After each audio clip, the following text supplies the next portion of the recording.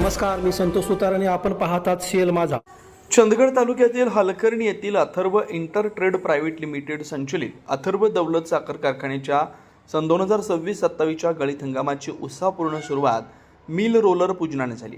कारखान्याचे मुख्य कार्यकारी अधिकारी विजय वामन मराठे यांच्या शुभ हस्ते विधिवत पूजा संपन्न झाली. चेअरमन मानसिंग खोराटे, संचालक पृथ्वीराज खोराटे यांच्या मार्गदर्शनाखाली आगामी गळीत हंगामाच्या पूर्वतयारीला वेग देण्यात आला.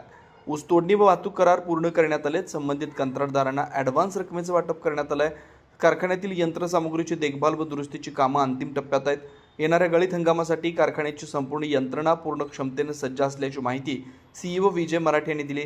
यावेळी बोलताना विजय मराठे म्हणाले की कारखान्याच्या ऊस विकास विभागामार्फत शेतकऱ्यांना आधुनिक ऊस लागवड पद्धती, योग्य ऊस जातींची निवड, पीक व्यवस्थापन याबाबत सातत्यानं मार्गदर्शन केलं जात आहे.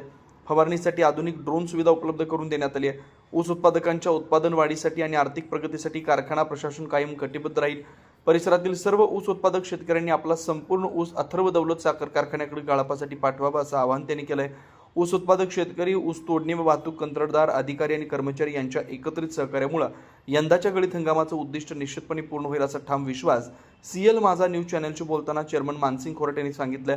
या प्रसंगी संचालक Vijay Patil, finance manager Sunil Chavan, general manager Prakash Tupe, chief engineer Suresh Shingate, general manager Dattakumar Raktade, general manager Chandrashekhar Pachhapure, electrical manager Sachin Naik, civil engineer Mukund Patil, labour officer Ashru Lad, HR manager Ajit Mali यांच्यासह सर्व इंजिनियर्स, केमिस्ट आणि कर्मचारी मोठ्या संख्येने उपस्थित होते.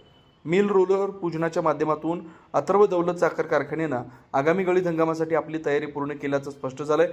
आधुनिक तंत्रज्ञानाचा वापर, शेतकरी हिताचे विविध उपक्रम आणि सक्षम व्यवस्थापनाच्या बळावर यंदाचा गळीत हंगाम यशस्वी होईल असा विश्वास उपस्थितांनी व्यक्त केला.